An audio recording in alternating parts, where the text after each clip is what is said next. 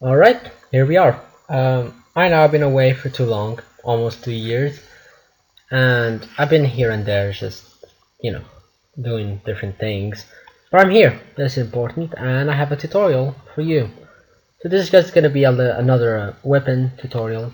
I don't know if these are still, if you guys still interested on these things, but I'm just gonna do them anyway, and we'll see how that works out. If if you guys really like these and you still want some more, I will be glad to do some more. If not, then I guess I can disappear for another 2 years or so. So I'll just let the tutorial start and I will comment on what I'm doing on each move. So that's how it's gonna be, at least for this video. So here we go. So I'm just gonna start from scratch as I always do, white page. And I really didn't have an idea on what I want to do with this, how I want this to look like. I knew I wanted Dagger, but not sure how I want it. So as you can see, I just laid down some basic lines, and of course bend them. So just basic line till I see some sort of a shape that I want, and then I just keep zooming in and out, just trying to find a shape that I like, that I'm gonna continue on. I'm just adding a little part down there. I thought about adding a crystal at the bottom.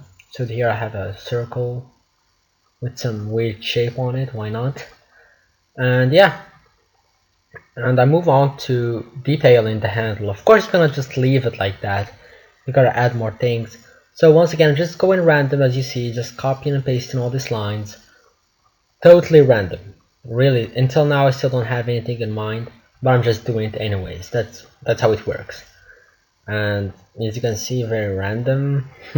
It's gonna get more random actually, but hey, it works, right? Right? No? Okay. And by the way, it really has been 2 years since I made a background of some sort or a weapon, so I'm kind of learning, or I'm getting back to what I knew before in this. So here I move to the handle part, adding a handle, not a handle, but I don't know what you call it.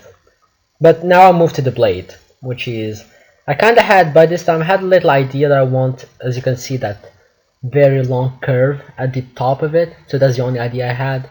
But then I just kept on bending the lines till I see some sort of a shape that I liked.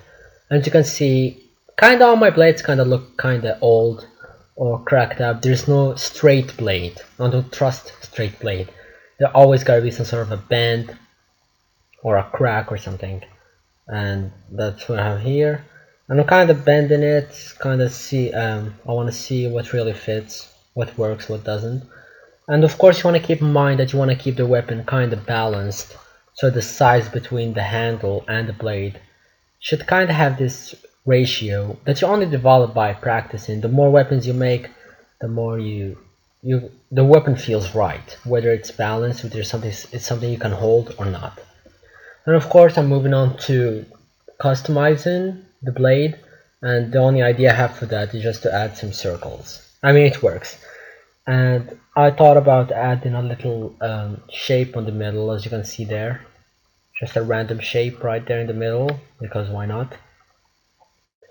And yeah, so this really quick weapon. This is, I guess, the fastest weapon I showcased. It took me about 32 minutes to make with the coloring, which is very unusual. I usually at least take like 45 minutes for the line art and even an hour for the coloring. So this was kind of quick, how I said. And here I'm laying some, I had this idea of having this greenish old color for the handle, and I want to have some sort of a cloth on the handle wrapped up in there. That's why I have all the browns. And that's it. And of course the red marker or the red lines with the pencil. Just I'm just kind of they are random. Once again, I'm doing this with the mouse. That's why the lines are quite I don't know, not even. But I'm just doing random things, kind of um, assigning where the shades and highlights will be. And as you can see, it's very random, very random. Most of the time, I don't know what I'm doing, but I'm doing something. So I guess that's what matters. Yeah, I'm just switching in colors, making it lighter, making it darker. Sometimes I even forget to use the circles I've already assigned. But all what you need is actually that coloring pad or whatever on the right, and it really helps to select the right colors, making them lighter and darker.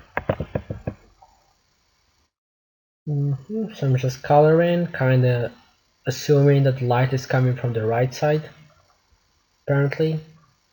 And I don't know, this kind of look weird, but I really should have stopped at this time and redo the whole coloring, but I kind of didn't bother because I don't know, this looks so weird. I actually don't like the color or the coloring I did for this weapon. But it's done. Once again, how I said, I'm just practicing with you guys, trying to get back to what I used to be or where I used to be. So you always want to delete your lines to see what it looks like without the lines, because you're gonna delete the lines eventually. You really don't want to keep them in there. It just doesn't look cool.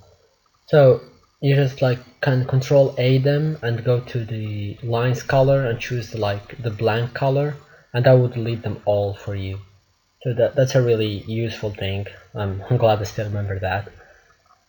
And I don't know. I guess just keep on watching me put in random colors. How I said, uh, uh, usually I'd spend 45 to an hour just on the colors, but not this time. So it's way shorter. I don't know why, but things happen anyways. So here I am, just coloring, putting more shades, highlights, and I had that shape. I don't know why I did that.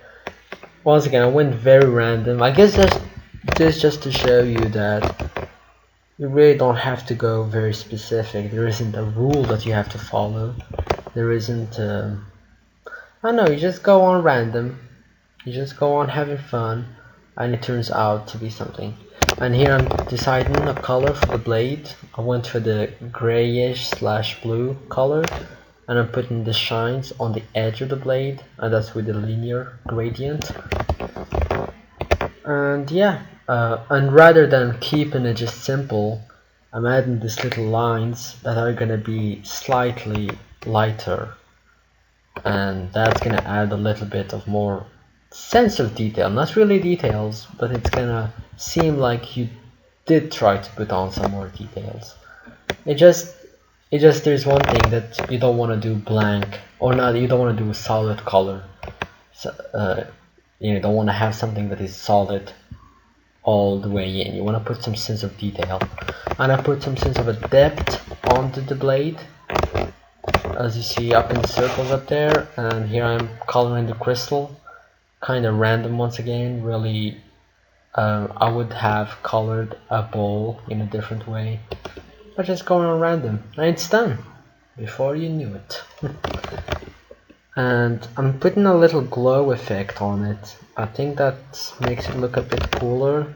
I really forgot how I used to do it. I used to do it in a way that really looked cool, but I kind of forgot how that worked out. And I'm done. That's it. The blade is there. I'm really just adjusting it, give it a little rotate it a bit, make it bigger. The bigger the better. You can see more details and so whatnot. And I'm done. Really, it took me 32 minutes to make this.